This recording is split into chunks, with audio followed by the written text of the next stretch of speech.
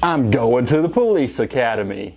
That's the Citizens Police Academy, Lance. That's even better. Let's go!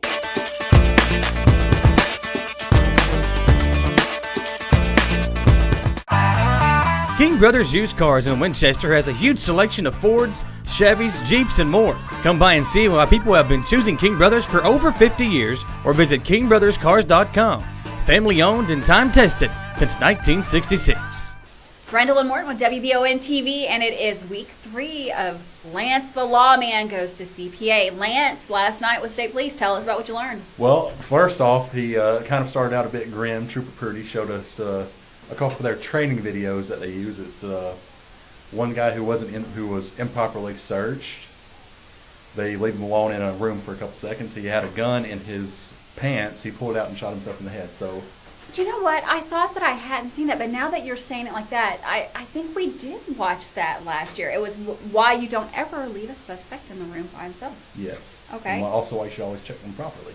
Right, always check their pockets. He also showed us, explained to us, like the guy was, of course you could tell he was very anxious before he grabbed the gun, so he was also saying the signs to look for when someone's about to try something, because that guy he couldn't sit still. He was looking back and forth. He quickly chugged some water he had. Oh, so that was kind of a grim start to last night, but you did some other fun things, right? Yeah, we learned about this KSP training, which pretty something he was talking about. He says he doesn't like when someone says, you're such a trooper, because he said that's nothing compared to what he had to go through. Okay.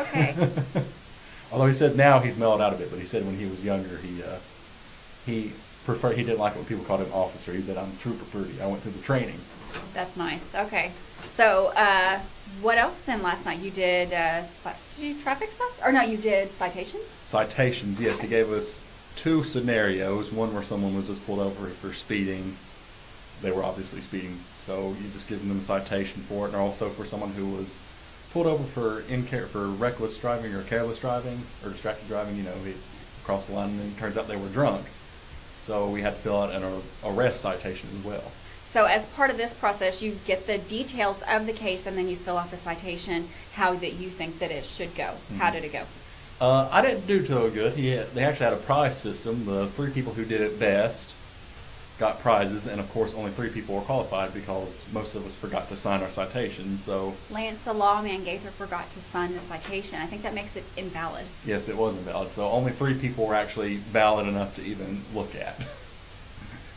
So you made it through the process of filling out the citation. Was that at least the only thing you missed, hopefully? I wouldn't be surprised if I missed some other stuff. Oh, okay. All right. It's a lot of different numbers you have to learn. So apparently for each crime, there's like a different 6-digit code you got to know. So, and they got to go in specific areas. And I found out if you get that wrong, your case can get thrown out in court, and you'll probably get yelled at by a superior. So a lot of pressure as a cop.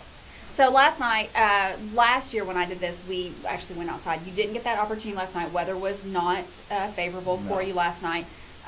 What else? But you did go a little bit deeper into sobriety testing. Yeah. Tell us about that. So we learned all the different stuff they're looking for, specifically when they have you stand on one foot or walk the line.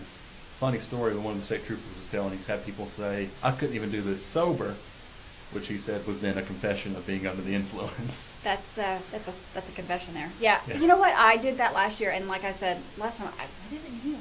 So it can be done because I was sober. I did not, unlike other people that have showed up there lately, I was sober when I went. So we've made it through this. Now, what are we looking forward to for week 4? Next week, we are going to the Madison County Detention Center, so we're going to go walk through, see all the prisoners, who I'm sure are super friendly and nice. They say, so last year I did this. I'm going to be there this coming Monday as well because I really enjoyed that portion last year. They say that the inmates can't see you, but they can.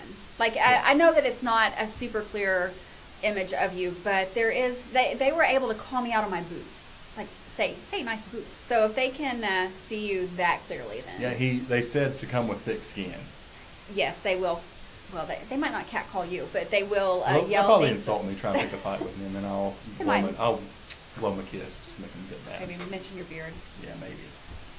Well, next week we will go to the detention center. I'll be there. Lance will be there. We'll have lots of footage, and we're going to see where the rest of the CPA takes Lance the Lawman Gaither. Tune in next week for more Lance the Lawman Goes to CPA.